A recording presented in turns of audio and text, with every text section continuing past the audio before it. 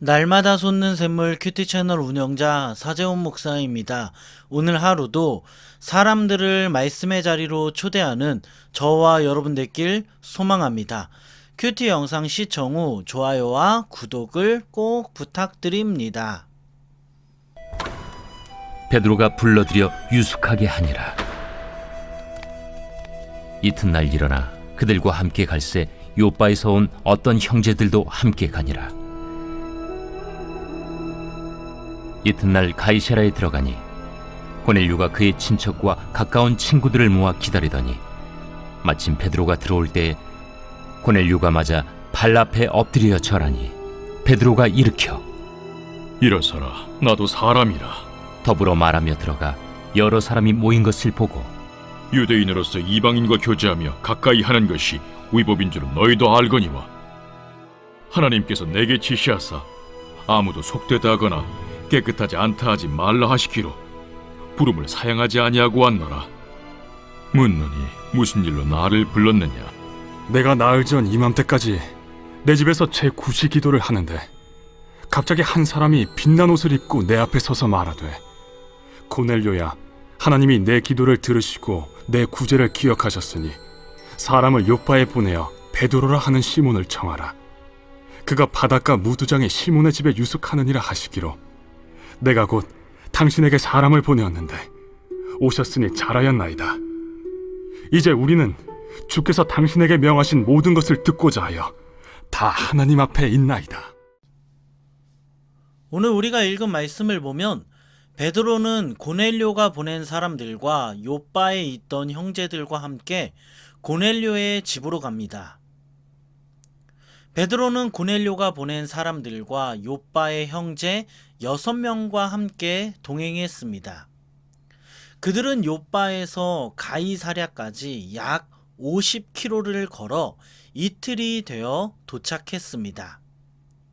베드로가 고넬료의 집에 도착해 집으로 들어오자 고넬료의 친척들과 가까운 친구들이 그를 기다리고 있었습니다. 여러분, 지금 베드로가 고넬료의 집으로 돌아올 때 누가 베드로를 기다리고 있었습니까? 고넬료와 그의 친척들과 고넬료와 가까운 친구들이 기다리고 있었습니다. 한번 생각해 보면 지금 베드로를 누가 불렀습니까? 고넬료가 불렀습니다. 다른 사람이 부른 것이 아닙니다. 하지만 여러분, 왜 지금 고넬료의 친척들과 친구들은 베드로를 기다리고 있는 것일까요? 왜 그들은 지금 베드로의 집에 있습니까? 고넬료가 그들을 불러 모았기 때문입니다. 고넬료는 지금 베드로를 통해 하나님께서 주실 말씀을 자신만 듣는 것이 아니라 다른 사람들도 듣게 하려고 사람들을 불러 모았습니다. 고넬료는 베드로가 와서 반드시 하나님의 말씀을 전할 것이라는 확신이 있었기 때문에 친척과 친구들을 불렀습니다.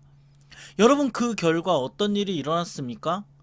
이후의 말씀을 보면 베드로의 말씀을 들은 사람들은 성령을 받았습니다. 말씀을 듣는 모든 사람에게 성령이 내렸습니다.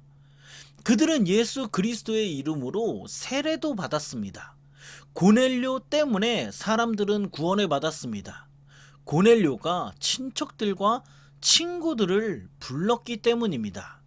고넬료가 말씀을 들을 수 있는 자리를 마련해 줬기 때문에 사람들은 베드로의 말씀을 듣고 구원을 받을 수 있었습니다.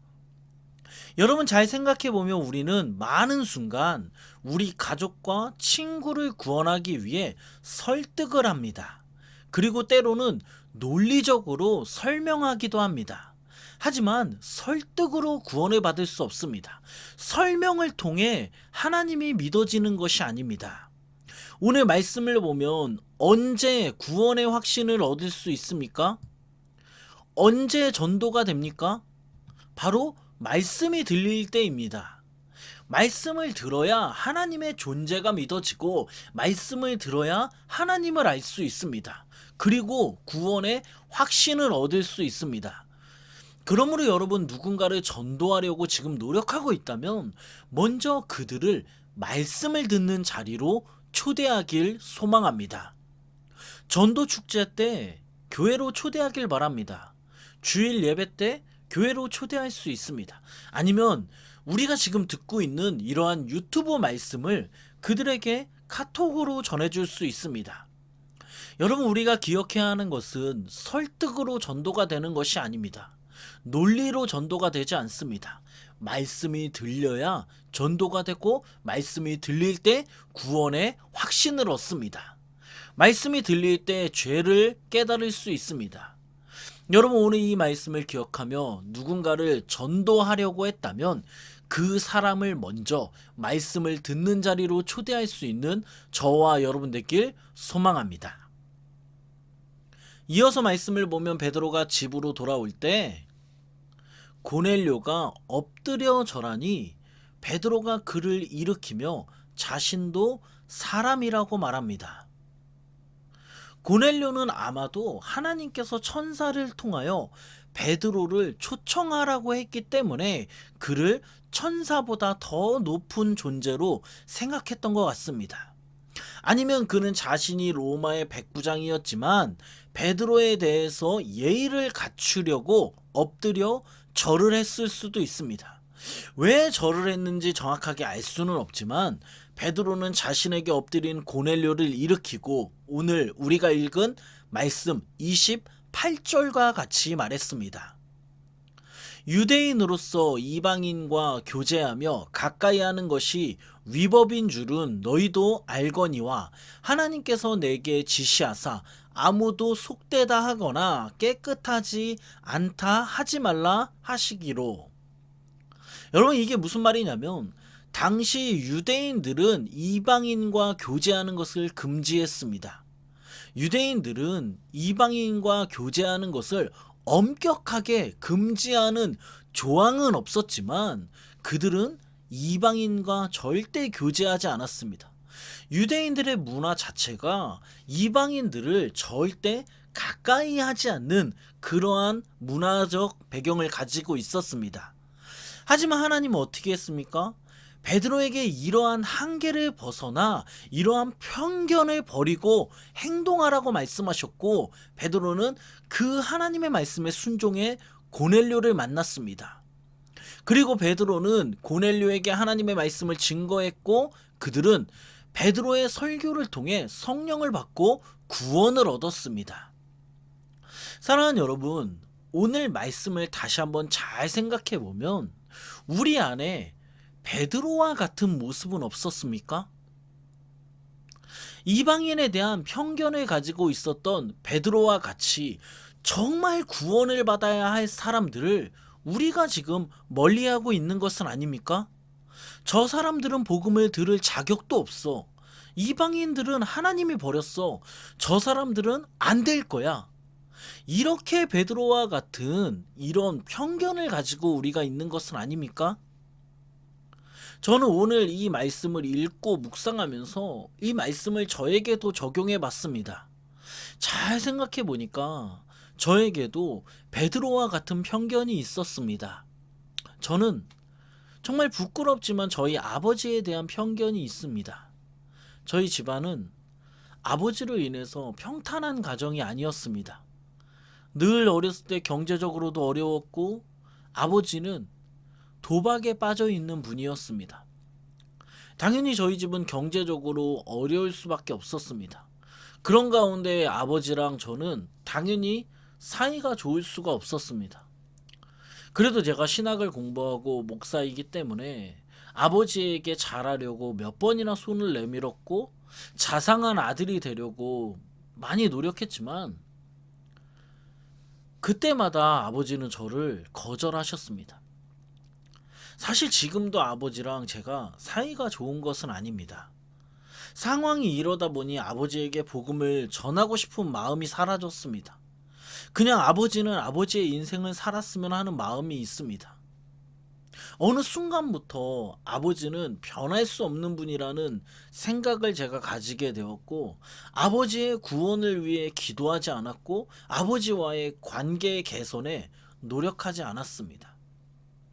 그런데 오늘 말씀을 읽고 묵상하면서 베드로가 이방인에 대해 편견을 가지고 있었던 모습이 저에게도 있다는 것을 알게 되었습니다. 제가 베드로와 같이 구원을 받아야 할 아버지를 멀리하고 있다는 것을 말씀을 통해 발견할 수 있었습니다. 사랑하는 여러분, 여러분은 어떻습니까? 여러분도 베드로와 같은 모습을 가지고 있는 것은 아닙니까? 또한 저와 같이 구원을 받아야 할 사람들을 멀리하고 있는 것은 아닙니까? 오늘 본문을 다시 한번 기억하며 우리가 베드로와 같은 편견을 가지지 않기를 소망합니다. 정말 구원을 받아야 할 사람들을 멀리하지 않는 저와 여러분 되길 소망합니다. 우리가 포기하지 않으면 하나님도 그 영혼을 포기하지 않으십니다. 오늘 이 말씀을 기억하며 우리 주위에 구원받아야 할 영혼들을 포기하지 않는 저와 여러분 되기를 예수 그리스도의 이름으로 축원합니다. 오늘 말씀을 생각하며 같이 기도하겠습니다. 하나님 감사합니다. 오늘도 말씀을 읽고 묵상하게 하시니 감사합니다. 모든 사람이 구원받기 원하시는 하나님의 마음을 품고 사람들을 말씀의 자리, 구원의 자리로 초대할 수 있게 하여 주시옵소서. 우리가 사람들을 말씀의 자리로 초대할 때 그들이 하나님의 말씀을 듣고 회개하는 역사가 일어나게 하여 주시옵소서. 또한 하나님 기도합니다. 정말 구원받아야 할 사람들을 멀리하지 않기를 원합니다.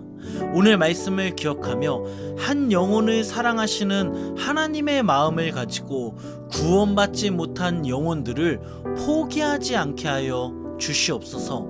이 모든 말씀 예수님의 이름으로 기도드립니다. 아멘.